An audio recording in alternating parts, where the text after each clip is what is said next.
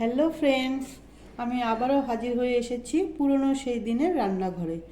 আজ একটা নতুন রেসিপি নিয়ে, সেটা হলো দণ্ডকলস পাতা। আমরা এটাকে দণ্ডকলস বলি, তো আপনারা কে কী বলেন সেই নামে ডেকে নিয়েন। তো এটা আমি দণ্ডকলসের বাটা করব। তাতে কি কি লাগছে: রসুন, দুটো লঙ্কা, সামান্য পরিমাণে লবণ, আর লাগবে কালো জিরা। তো আপনারা দেখতে থাকুন। তো বন্ধুরা, আমি গ্যাসটা জ্বালিয়ে নেব, কড়াইটা চাপিয়ে দিচ্ছি।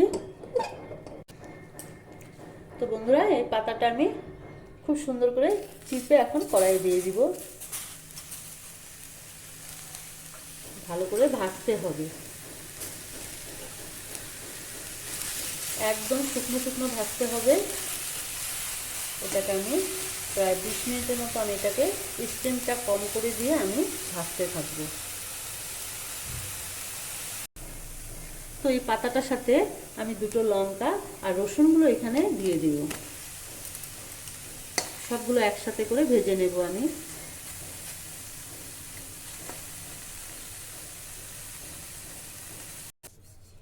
তো বন্ধুরা দেখুন, আমার এটা খুব সুন্দর করে ভাজা হয়ে গেছে। এইভাবে আপনারাও ভেজে নেবেন। ভেজে তারপর এটা আমি এখন মিক্সচার গ্রাইন্ডারে ঢেলে দেব। তো বন্ধুরা দেখুন, আমি লবণটা কড়াই দিয়ে দিয়েছি। তার জন্য আমি দেব সামান্য পরিমাণে কালো জিরে। কালো জিরেটা আমি ভেজে নেব, হালকা করে ভাজবো, বেশি ভাজবো না, নাহলে তেতো হয়ে যাবে।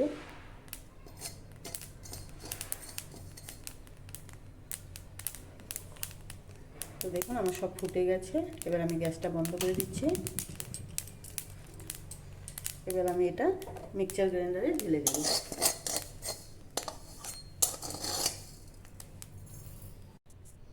তো বন্ধুরা দেখুন, আমি গ্রাইন্ড করে নিয়েছি। এই যে এরকম হয়ে গেছে, সুন্দর হয়েছে। তো এটা আমি এখানে ঢেলে নেব।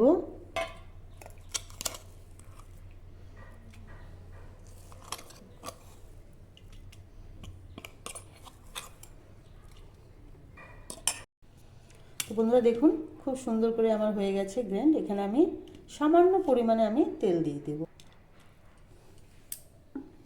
তো তেলটা দিয়ে আমি এভাবে মেখে নেব। তারপর দেখুন, ভাত দিয়ে খাবেন, খুব ভালো লাগে। তো বন্ধুরা, আমার হয়ে গেছে দণ্ডকলস পাতার বাটা। ভালো লেগে থাকলে লাইক, কমেন্ট, শেয়ার, সাবস্ক্রাইব করতে ভুলবেন না। আর হ্যাঁ, অবশ্য বানিয়ে খাবেন। Bye bye.